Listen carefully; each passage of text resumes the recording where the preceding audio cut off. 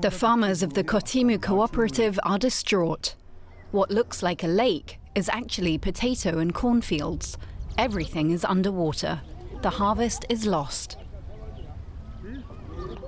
The only road through the valley is also flooded. Everything that needs to be transported now has to be carried around the lake. Yet the valley is supposed to be protected against floods.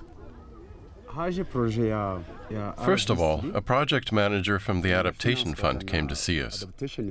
Then other people came to prepare the construction work and get an idea of the terrain.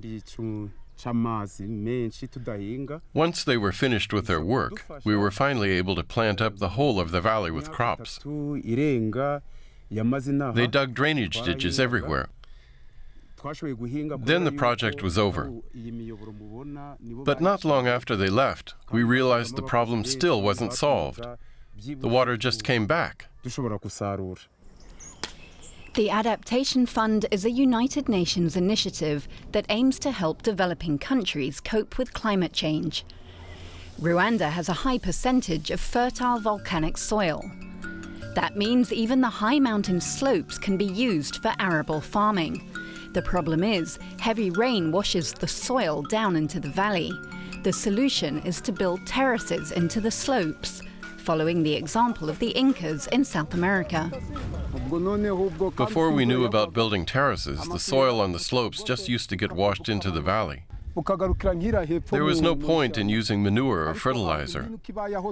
But now, whatever we use stays where it's meant to be. So the crops on the terraces are growing faster, and we have better harvests. Now all the mountain villages here have built terraces. It's a time-consuming process. The steps in the slope need to be at least 5 meters deep. Once complete, the ground then needs to rest for 3 months. Sometimes there are unexpected obstacles. Farmers have stumbled across unmarked graves left from the genocide in 1994, which killed around 1 million people.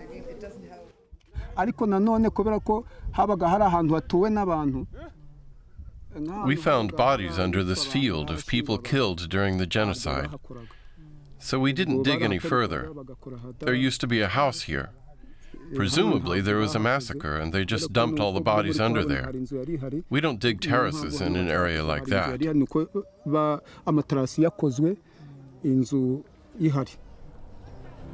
A few valleys further on is the Kabiyasa Green Village.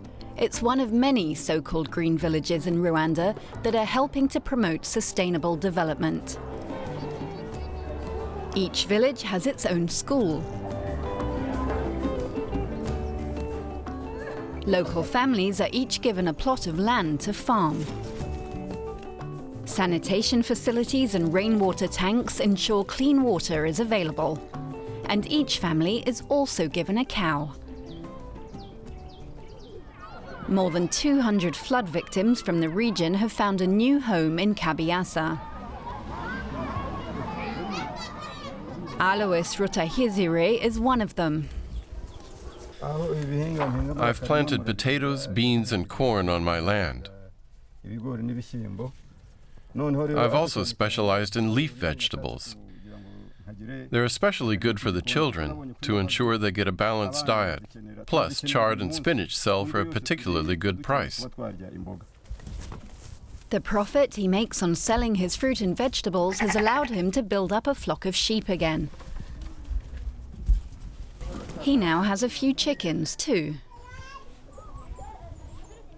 Just 1 year ago, things were very different. In order to get a house in Kabiyasa, you first had to prove that you were a victim of the floods. We lost everything in a single night. Before that, I had been a very successful businessman. But in one fell swoop, all of my 63 cows were gone. Everything I possessed was destroyed by the rain. I thought I would lose my mind. But his neighbors gathered signatures to ensure he got a house in the Green Village. Today, the stream that washed away his house looks quite harmless. Another building has been put up where his once stood, with a new family living in it. He warned them about how dangerous it is here, but in densely populated Rwanda, every piece of farmland is needed, and jobs are in short supply.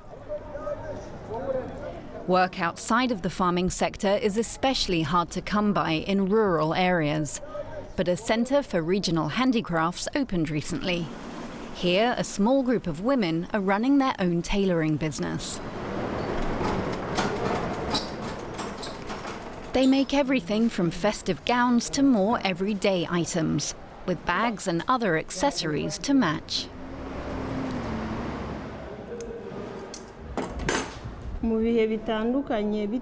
It's so much easier to make a living from sewing. The work here is seasonal too, but I earn well, between 25 and 30,000 Rwandan francs a week. You can live well on that.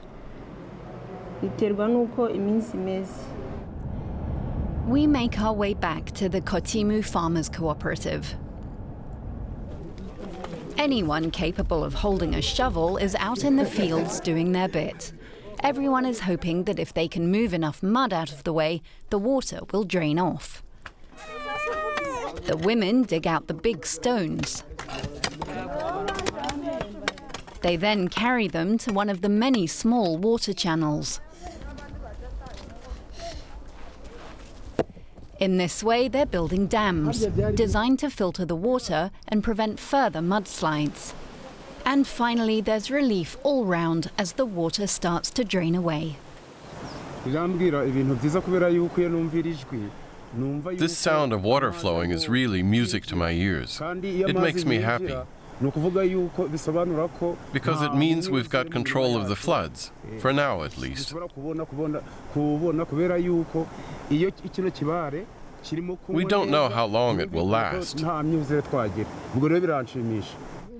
But it's too late to save the harvest. What the farmers really need is a more permanent solution. They're hoping and praying for change.